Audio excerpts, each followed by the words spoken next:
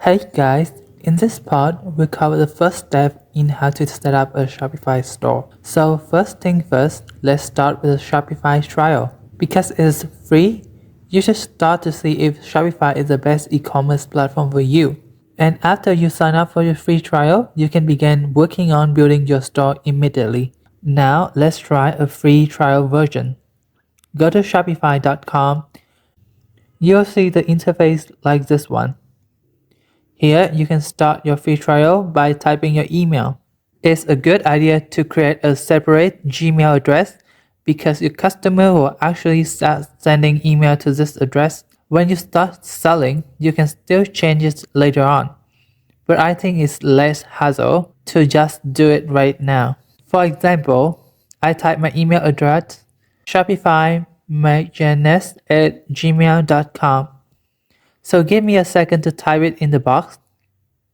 Then click on the Start Free Trial button. After clicking on it, you'll see some of the questions that Shopify collects to get to know you better. You can choose the option and click Next or Skip if you want to answer those questions.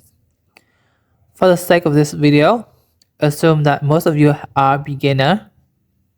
Where would you like to sell? I take the option, then I click Next. You can skip, by the way. Just do it if you like.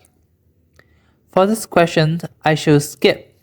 You can skip or answer. And this questions, do you have an audience or following?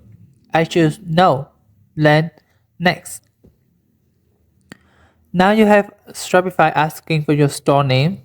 This is optional, but I recommend you to decide on your store name and type it here on the blank space. For an example, I type my store name Magenes. You can click on Next or Hold on. Oh, one of the interesting things that Shopify offers to you is that you can edit the URL here.